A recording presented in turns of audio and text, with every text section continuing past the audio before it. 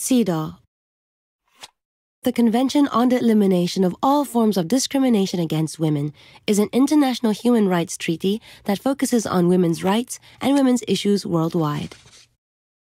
It follows the following three principles: substantive equality, non-discrimination, and state obligation. This video explains the principle of non-discrimination. Most countries around the world have signed the CEDAW Convention. This means that they have given their commitment to respect, protect, promote, and fulfill the rights of women in their respective countries. However, discrimination still exists in many countries, both directly and indirectly.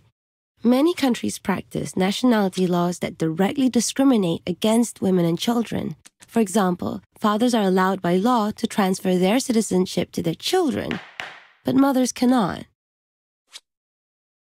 Without citizenship, the child is excluded from healthcare, education, and other services offered to citizens.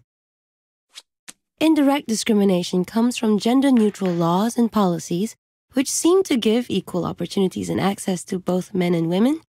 But in practice, women are disadvantaged due to historical discrimination caused by the patriarchal system. For example, a newspaper company is hiring an editor and invites both men and women reporters to apply, on condition that the candidate must have served in all the different news desks before. But this indirectly disqualifies all the women reporters, as there is another policy that disallows women from serving on the crime desk due to the high risk involved. As a result, no women can apply for the job. Patriarchy is a social system in which the role of the male as the primary authority figure is central to social organization, and where fathers hold authority over women, children, and property. It implies the institution of male rule and privilege, and is dependent on female subordination.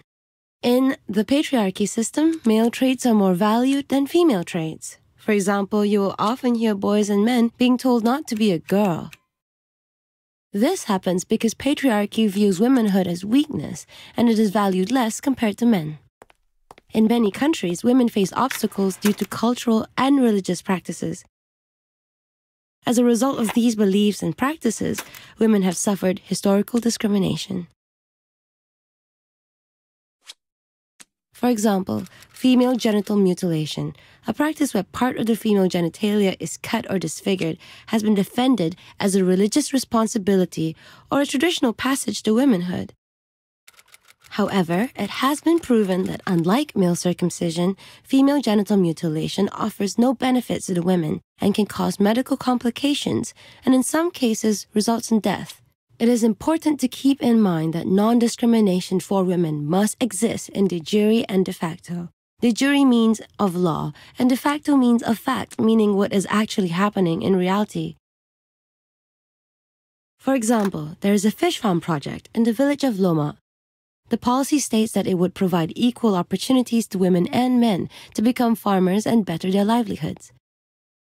All parts of training will be available to everybody, but one of the conditions states that applicants must have some farmland to work in.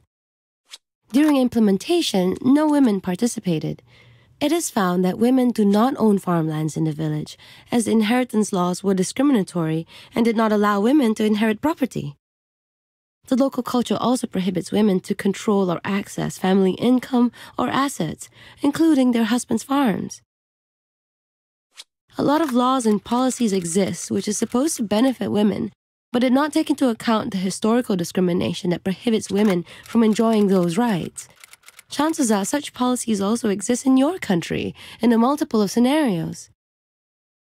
This video covers the principle of non-discrimination, one of 3 CEDAW principles.